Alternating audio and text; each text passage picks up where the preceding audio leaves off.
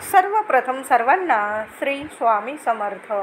स्वामी महाराजांच्या कृपेने तुमच्या सर्व चांगल्या इच्छा पूर्ण होत ही स्वामींचरणी प्रार्थना करते, विठू माऊलीच्या चरणी प्रार्थना करते आणि आजच्या व्हिडिओला सुरुवात करते. तर उद्या आहे आषाढी एकादशी 17 जुलै 2024 बुधवार रोजी देवशयनी आषाढी एकादशी आलेली आहे. उद्यापासून चातुर्मास सुरू होत आहे. कुठलंही लग्न कार्य शुभ बोलणी उद्यापासून करता येणार नाही तुम्हाला. त्याचबरोबर उद्या आपल्याकडनं म्हणजे तुम्हाला जेवढा उपवास तापास जमेल तेवढा करा. आपली तब्येत सांभाळून आपल्या विठू माऊलीची सेवा करायची आहे, म्हणजे उपवास करायचा आहे. विठू माऊली कधीच आपल्या लेकरांना त्रास देऊन कुठली सेवा करून घेत नाही आपल्याकडून. म्हणून जेवढा उपवास जमेल, गर्भवती स्त्रियांनी उपवास करू नका. अगदी वृद्ध व्यक्ती असेल, म्हातारी व्यक्ती असेल, त्यांनी उपवास नाही केला तरीही चालेल. ज्यांची प्रकृती नीट आहे त्यांनीच उद्या उपवास करायचा आहे. फलहार घेऊन तुम्ही उपवास करा. दूध वगैरे, राजगिरा वगैरे घेतला हा आहारात तुम्ही तरीही चालेल. त्याचबरोबर उद्या एक चूक करू नका, कुठल्या जीवाला त्रास होईल असं वागू नका उद्या. म्हणजे जीव म्हणजे प्राणी, पशु, पक्षी, अगदी किडे मुंग्या असतील, कुणालाच इजा पोहोचणार नाही आपल्यामुळे. उद्या आषाढी एकादशीला याची काळजी घ्यायची आहे. प्रत्येकाने ही काळजी घ्या. अगदी आपल्या मुलांकडनं सुद्धा ही चूक होणार नाही याची आपण उद्या काळजी घ्यायची आहे.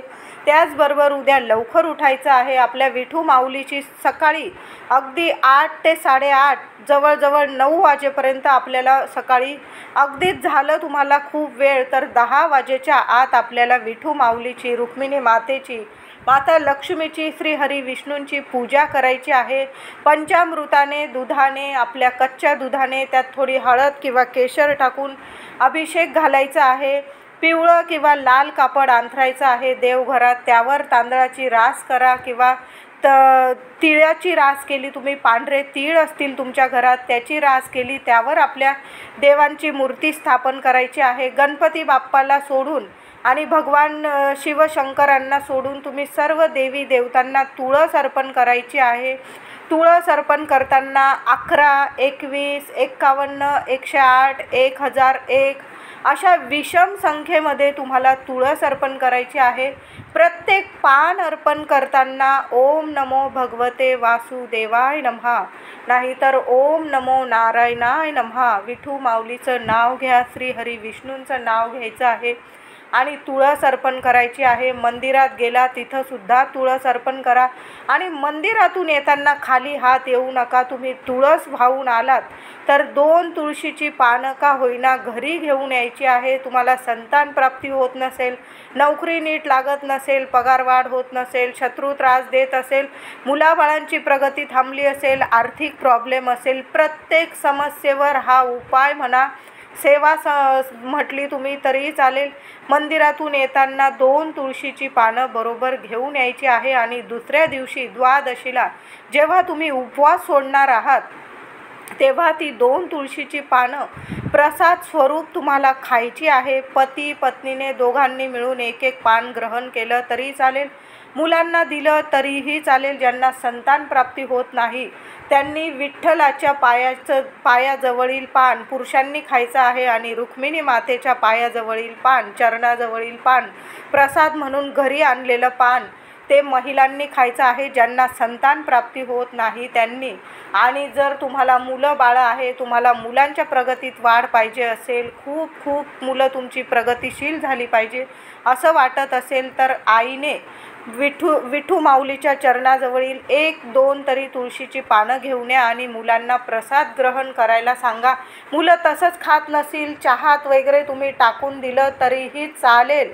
नंतर ते पान तुम्ही निर्माल्यात टाकून द्या. त्याचबरोबर उद्या जेव्हा आपण तुळशीपत्र आपल्या श्री हरी विष्णूंना, विठ्ठल रुक्मिणीला अर्पण करणार आहोत त्यातील 2 का होईना दुसऱ्या दिवशी तुळशीची पानं आपल्या तिजोरीत ठेवायची आहे. पाकिटात ठेवली तरीही चालेल. नीट ठेवा. कायम तुमची पर्स, तिजोरी कायम पैशांनी भरलेली राहील. लक्ष्मी माता तुमच्या घरात अखंड वास करेल. त्याचबरोबर आता उद्या हे 5 झाडं मी तुम्हाला सांगत आहे. तुमच्या घराजवळ जे झाड असेल त्यापैकी 5 पैकी 1 झाडाला उद्या आपल्याला स्पर्श करायचा आहे, हात लावायचा आहे. आणि आपल्याला ओम नमो भगवते वासुदेवाय नमः या मंत्राचा किमान तिथं उभं राहून तरी 21 वेळा मंत्र जपायचा आहे. आता पहिलं झाड, पहिलं रोप म्हणजे आपली तुळशी माऊली. तुळशी इतकी प्रिय आहे श्रीहरी विष्णू, या जगात तुळशीशिवाय श्रीहरी विष्णूंची पूजा अपूर्ण आहे, प्रसाद अपूर्ण आहे. उद्या तुळशी मातेची खूप छान पूजा करायची आहे. महिलांनो, उद्या दूध आणि हळद तुळशीला अर्पण करा, पाणी तुळशीला अर्पण करू नका. तुळशीच्या कुंडीला हात लावून ओम नमो भगवते वासुदेवाय नमः 21 वेळा मंत्र जपायचा आहे. तुमची जी इच्छा असेल ती बोलून घ्या आणि मंत्र जपायचा आहे. तुळशीजवळ दिवा लावून द्या. आता हे 5 झाडांजवळ तुम्हाला 5 झाडांना हात लावायचं, तुम्ही लावू शकता, पण तुम्हाला 5 दिवेसुद्धा लागणार आहे. आता पहिल्या झाडाजवळ म्हणजे आपण तुळशीजवळ दिवा लावून 21 वेळा हा मंत्र जपला आहे. तसंच आपल्याला दुसऱ्या झाडांजवळ सुद्धा दिवा प्रज्वलित करायचा आहे आणि ओम नमो भगवते वासुदेवाय नमः या मंत्राचा 21 वेळा, किमान 21 वेळा, जास्तीत जास्त मंत्र जपला तर अतिउत्तम. उद्या दिवस रात्र जेवढा विठू माऊलीचा मंत्र जपता येईल, श्रीहरी विष्णूंचा मंत्र जपता येईल तेवढा जपा. आपण जसं श्री स्वामी समर्थ श्वासाश्वासाला मंत्र जपत असतो, तसं उद्या आपल्याला विठू माऊलीचा मंत्र जपायचा आहे. त्यानंतरचं दुसरं झाड आहे म्हणजे केळीचं झाड. केळीच्या खांबाशिवाय सत्यनारायण महाराजांची पूजासुद्धा अपूर्ण असते. म्हणून उद्या केळीच्या झाडात प्रत्यक्ष श्रीहरी विष्णूंचा वास असतो. उद्या केळीच्या झाडाजवळ दिवा लावायचा आहे.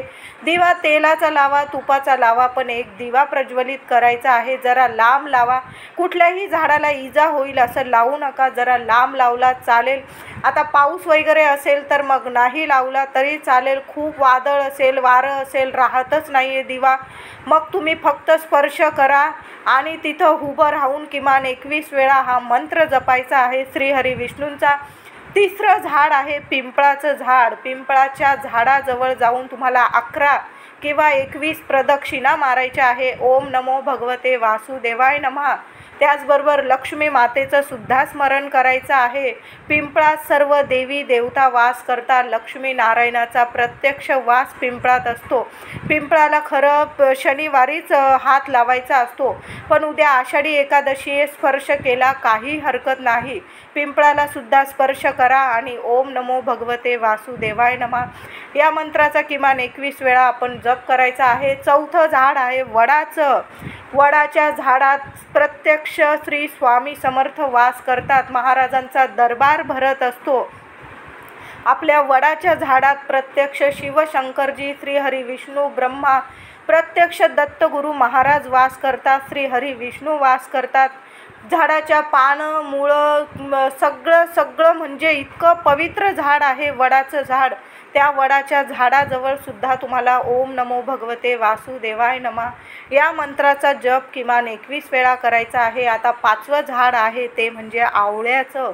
आवळ्याचं झाड इतकं पवित्र आहे. श्रीहरी विष्णूंनी आवळ्याच्या झाडाला प्रत्यक्ष आशीर्वाद दिलेला आहे की जी व्यक्ती आवळ्याच्या झाडाचं पूजन करेल कुठल्याही एकादशीला, त्या व्यक्तीचे सर्व दुःख संकट दूर होईल आणि ती व्यक्ती जीवनात खूप सुखी समृद्धी राहील. म्हणून उद्या आवळ्याच्या झाडाखाली सुद्धा तुम्हाला दिवा लावायचा आहे आणि 21 वेळा हाच मंत्र जपायचा आहे. या 5 पैकी कुठलंही झाड तुमच्या घराजवळ असेल तर नक्की या झाडाजवळ हात लावा, स्पर्श करा आणि आपल्याला श्रीहरी विष्णूंचा मंत्र जपायचा आहे.